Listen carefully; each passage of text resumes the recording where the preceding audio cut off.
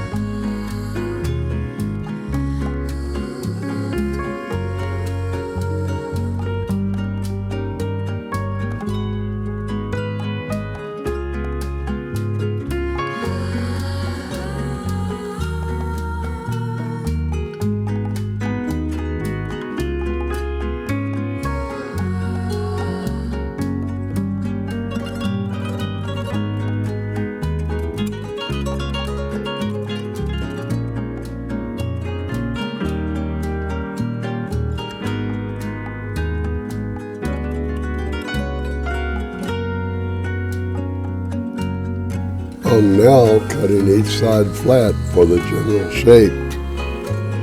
Sorry about my voice. I developed some serious sinus drainage in my throat today.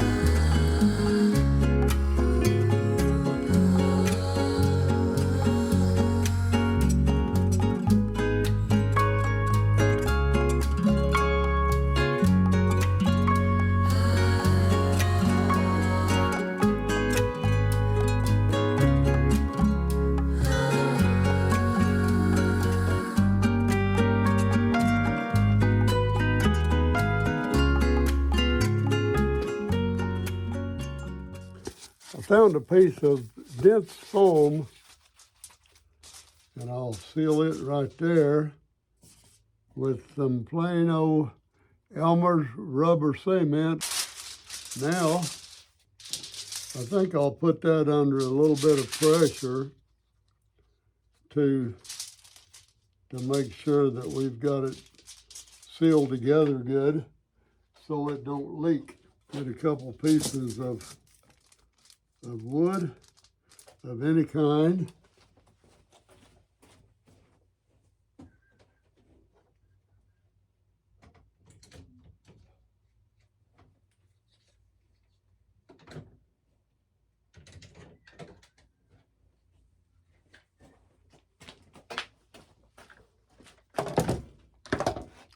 And I'm going to take a couple clamps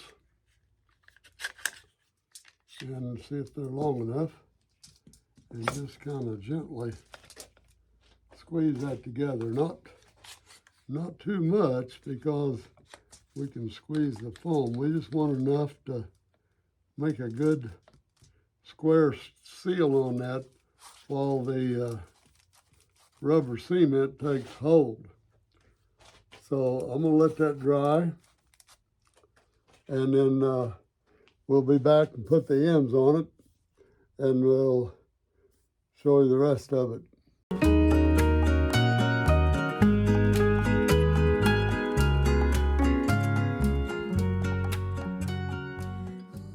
My spearhead is embedded in that. We have plenty mold release in it. And I'm going to try to get it out of there without tearing up the mold. And I'll just cut around the edge of it real good. And maybe that will help. Let's see, that is just going to come out of there quite nicely, I believe. There it is. I can reuse that. So I'll definitely hang on to that mold there. That's the silicone mold, and this will be the mold for the epoxy. Now, obviously, we're not going to get that long spearhead out of that little hole.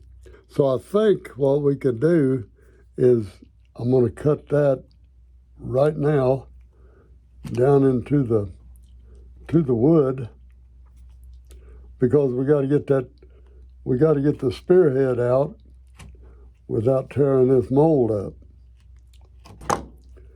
And I think we got it right there.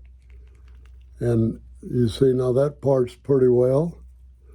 And we'll pull this corner out this way and pull this down around this way. Wiggle that a little bit, and it's coming right out, right there. Not a piece of it stuck to the inside of the mold. We can pour that full of epoxy now. Now the big question is, just how much epoxy does it take to fill up a cavity where that once was? That's anybody's guess. That's about that's 2 square inches, but got a little bit of epoxy left in the bottom of this. It's probably won't take all of that even, but what I'm going to do is pour a little bit. I think I'll go up to that, at least to that first line there, and there's a line right there, and I can see that from the inside, and I'm going to go about the same amount over here.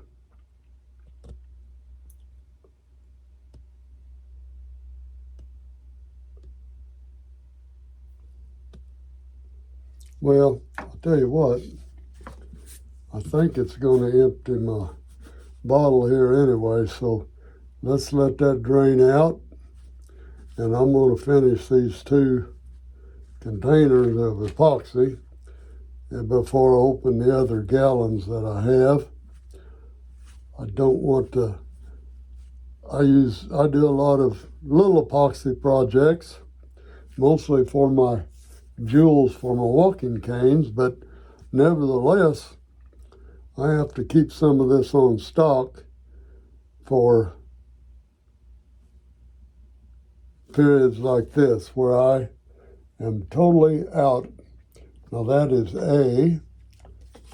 I'm going to count this because I might have to mix some more. So there's one popsicle stick, 2, and I want it nice and black, not transparent at all. So I'll put 3 of those end on my stick. Going to mix that up pretty well. I'm hoping it will turn out a whole lot like obsidian. Now, the Oklahoma is the only state that I know of in the United States where obsidian is a natural resource. And the native Indians out there used to make arrowheads and spearheads or knives and what have you out of that because it is extremely sharp. Some of the first known surgical instruments was made from chipped obsidian. So it makes very good spearheads, hunting arrows, because of its sharpness. A lot more than regular flint was used in other parts of the country. The natives there, way before the white man came to tear up their territory, was they ventured out. This obsidian has been found in Michigan, in Ohio. The chips of that stone and some loose stones that far away, probably that I know of, maybe even farther. And that showed us that the Indians did travel to trade a lot. But this was pretty valuable trading material. And it was sought after by other tribes. So they would take it from Oklahoma with their other furs and goods, and the Indians would travel and trade it. Probably trade in Michigan for fish maybe that they couldn't get in Oklahoma, I don't know. But blankets, blankets, food, different things they would trade. And this obsidian was a good trading tool. And today it can be found in the hills and various places in Oklahoma. And I'm sure that most of the Indians on the reservations there knows where they can get a hold of it. I'm from Missouri, so I don't really know. But I would love to go on a hunt with some of my American Indian friends out there. I've never had the opportunity to do that, but I would go in a heartbeat.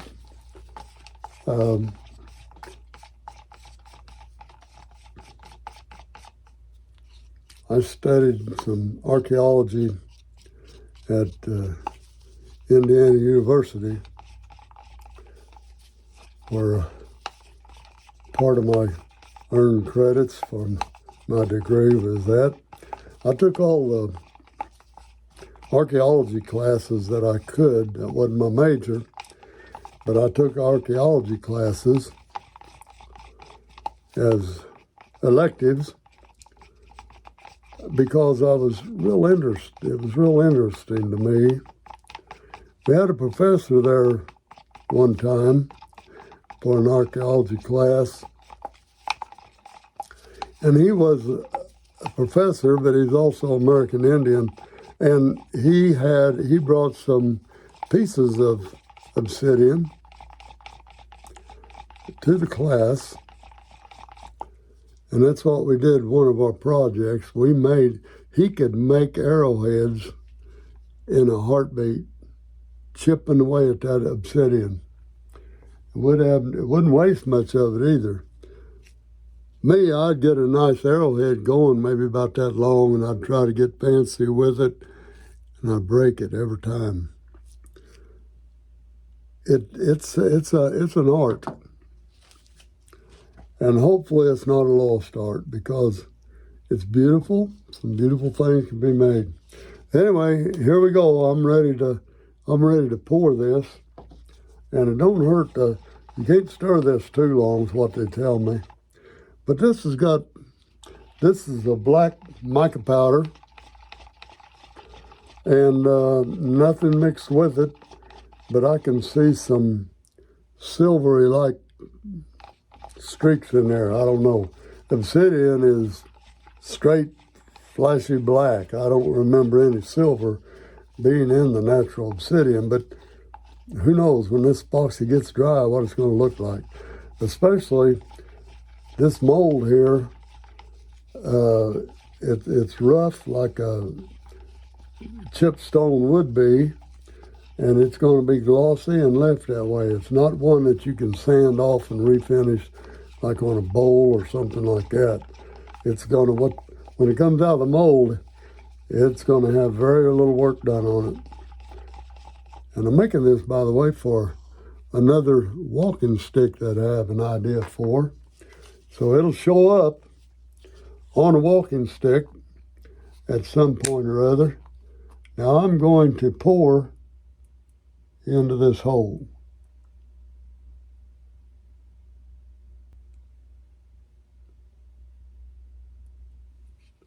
I can just pour till it all seeps out down, fills all the cavities in there.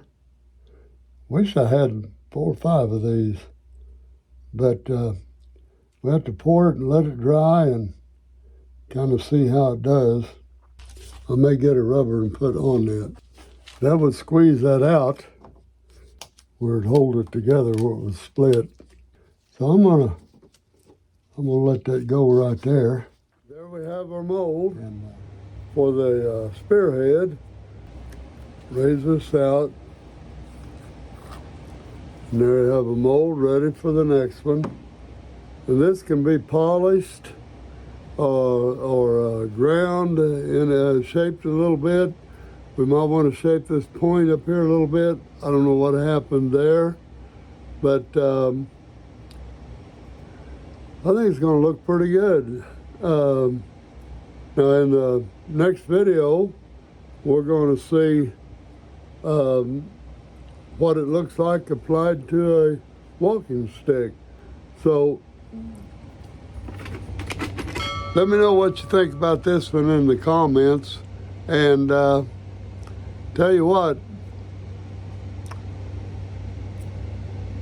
I'll see you in the next video.